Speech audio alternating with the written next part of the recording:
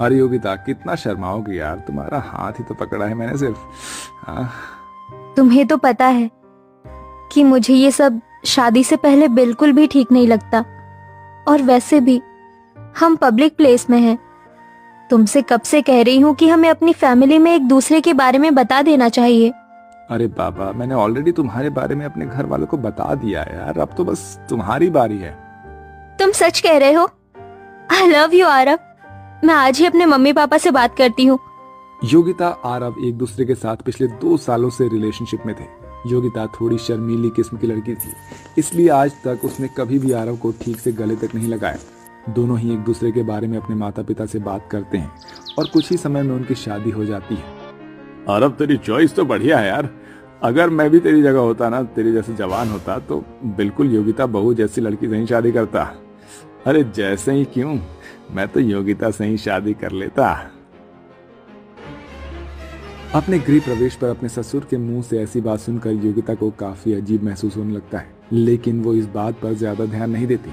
अब आरव और योगिता अपने कमरे में चले जाते हैं और एक दूसरे के साथ काफी अच्छा वक्त बिताते हैं। और आज योगिता का उसके ससुराल में पहला दिन होता है। योगिता अपने कमरे में तैयार हो रही होती है कि तभी योगिता की नंद प्रिया उसके कमरे में आती है। ओ भाभी, इस रेड साड़ी में तो काफी सुंदर लग रही हो। आपको पता है ना कि भैया का फेवरेट कलर रेड है। कहीं वो आपको इस साड़ी में देखकर दोबारा से सुहागरात मनाने के मूड में ना आ जाए। वैसे कैसी रही आपकी फर्स्ट नाइट? प्रिया, ये सब तुम कैसी बातें कर रही हो? मैं तुम्हारी भाभी हूँ, कोई सहेली तो नहीं। भाभी, ये तो बस नॉर्मल है। बताइए ना, क्या क्या किया आपने रात में? आने वाले कुछ समय में मेरी भी शादी हो जाएगी। आप क्या अपनी नंद को टिप्स नहीं देंगी? भगवान, ये कैसी ठरकी नंद मिली है मुझे। भला अपनी भाभी से कोई इस तरह बेशर्मी से बात करता है क्या? दरअसल योगिता के ससुराल वाले थोड़े आजाद ख्याल वाले होते हैं, या यूं कहें कि थोड़े ठरकी किस्म के लोग होते हैं। घर में बहू आ जाने के बावजूद भी उन लोगों में जरा भी समझ नहीं थी। बच्चे तो बच्चे, घर के बड़े भी कुछ इसी किस्म के थे। आज तो कुछ ज्यादा ही काम था घर में। एक काम करती हूँ, थोड़ी देर आराम कर लेती हूँ। घर का सारा काम खत्म करके योगिता अपने कमरे में आराम कर रही होती है कि तभी योगिता का देवर दिनेश बिना अपनी भाभी के कमरे का दरवाजा खटखटाए उसके कमरे में आ जाता है, जिसे देखकर योगिता अचानक से हिचकिचाते हुए घबरा कर उठती है। अरे दिनेश, तुम ऐसे अचानक कमरे में कैसे चले आए? तुम्हें दरवाजा खटखटा कर आना चाहिए था ना। भाभी, मैं कोई पराया मर्द थोड़ी ना हूँ, आपका देवर हूँ भाई है? और देवर तो भाई के समान होता है ना। वो तो मैं आपसे कहने आया था कि शाम को मेरे कुछ दोस्त आ रहे हैं, तो आप ना उनके लिए कुछ स्नैक्स वगैरह तैयार कर दीजिएगा।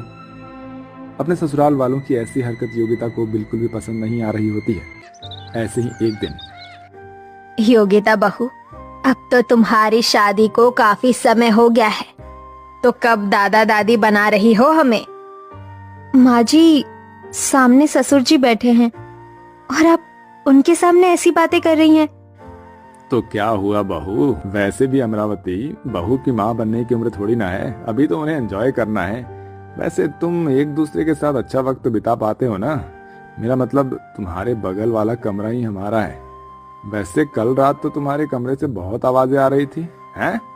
लगता है बहू बेटे में कुछ ज्यादा ही प्यार हो रहा है।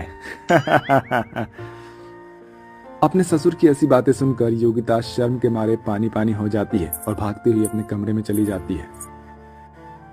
भगवान, ये कैसा ठरकी ससुराल मिला है मुझे।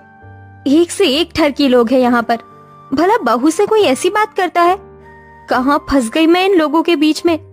आरव बिजनेस के सिलसिले में घर के बाहर ही रहता था, जिसके चलते योगिता आरव को इन चीजों के बारे में बता नहीं पाती थी। अरे योगिता बहू, कितनी बार कहा है तुझे कि ये सर पर घूंघट लेकर मत घुमा कर। हम मॉडर्न लोग हैं और हमारे यहाँ घूंघट वाली प्रथा नहीं है। हाँ हाँ, होगी भी क्यों। मॉडर्न के साथ साथ ये लोग ठरकी भी जो हैं। माँ जी, वो मुझे घूंघट में ही सही लगता है। बिना घूंघट के मुझे काफी अजीब लगेगा। एक बार तू ये घूंघट हटा कर तो देख, बहुत सुंदर लगेगा। अमरावती अपनी बेटी प्रिया के साथ योगिता को जबरदस्ती कमरे में ले जाती है और उसे साड़ी के बजाय एक वन पीस पहना देती है। वाह भाभी, आप कितनी हॉट लग रही हो। माँ जी, प्रिया, मुझे